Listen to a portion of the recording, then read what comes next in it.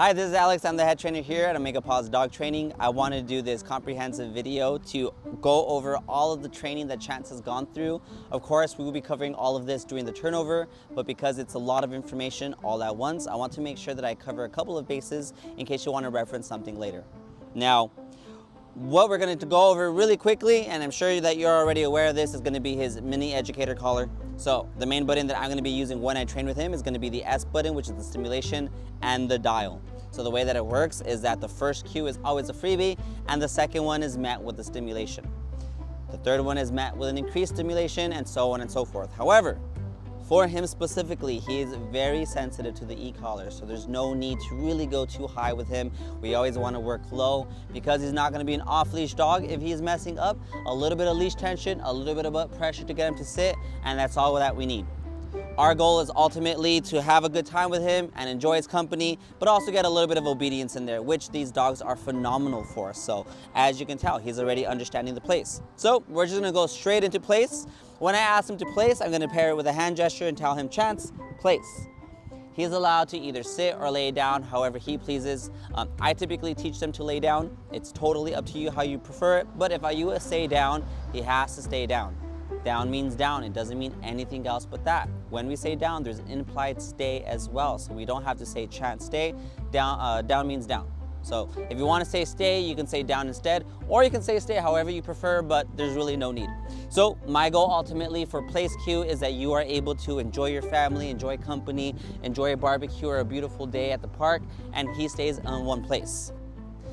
Now, by nature, dogs will always mess up and make mistakes. There's absolutely nothing wrong with that. But what matters is that when they make a mistake, we are there to coach them. We are there to reinforce good behavior and discourage bad behavior. For instance, when he breaks, I'm gonna immediately pair that with the stimulation the second he gets off of the down or the second he gets off of place. Because he's holding it for quite some time, I'm gonna offer him a treat. I don't know if he loves these specifically. He took it, good job, Woods. Good man. And we pair that with lots of love, lots of praise, because he absolutely loves that. This was gonna make him happy. And of course, we wanna share a very happy life with Chance. So whatever makes him happy, that's all we care about. But also we care about keeping him safe. So that's why obedience is so important for him. All right, the next cue is gonna be our come to sit. What I want is I'm gonna pair this with my hand gesture. Again, the first one is a free one, but I'm gonna say, Chance, come, over here. Come on. Sit. Good boy. So what it is, he comes from my right side, loops to my left side, ears are parallel to my hip, feet are parallel with mine, and he's ready for the heel cue. But until then, he's on the sit cue. It's a two-part cue. Now, I do want you guys to practice this at least once a week, at least an hour of really intensive training. The reason why is because you're gonna notice that in higher distraction settings, he's gonna be a lot goofier. You being able to practice this cue is really gonna teach you his body language, his mannerisms, what gets him distracted. Is he about to get distracted? This is gonna teach you how to predict his behavior. The closer you get to him and the more you're able to predict behavior, the better you're gonna be at correcting bad behavior. So, he's in the sit cue. Sit means sit. There's an implied stay. I should be able to walk around him. I have this pre-dial to a 5. The moment that he breaks that sit, we're gonna give him a quick stimulation. Every now and then you pass by and you got some good treats with you, and he takes them, go ahead and pay him, over here, sit, good job. So the second that he broke, I said, I gave him the immediate stimulation and I brought him right back to place. If I say sit here, sit. If I say sit here, I want him to stay in the vicinity. If I say sit and he moves over there, I'm gonna bring him right back and have him hold that sit. So he broke again, I gave him that stimulation, over here, sit. So I actually saw him kind of flinch a little bit, so that might mean I'm a little bit too high. The number is gonna change depending on how distractive the environment is. The higher the distraction, the higher the number you're gonna go. But for him, I don't wanna see him twitch. I just want him to go right back to that cue, so I lowered it down to a 3. So anytime you see this, I'm getting ready to either click or I'm already clicking. Here, I saw him kind of move around a little bit, so I was ready to correct that behavior, but he adjusted himself beforehand, so no harm, no foul. So we're just gonna challenge him just a little bit more, try to get him to mess up. So again, there's nothing wrong with him messing up. When you're training with him, you're actually challenging him to mess up because all of it is a teachable moment. Behaviors are either reinforced or they're discouraged. So we discourage the breaking with the e-collar and we encourage with good love, buddy? So it is relatively hot. I do understand that, so I'll go relatively quick in this training session. So as I said, when I say come, over here, sit. So not quite as tight as I like it. So what I'm gonna do is I'm gonna say, good boy, sit. Give him a little pet. I'm not gonna give him a treat or a high level praise because he did okay. So I'm gonna tell him to come, over here, sit. Good job, buds, good job, buddy, that's a good job. So I increase my praise, sit, sit, sit.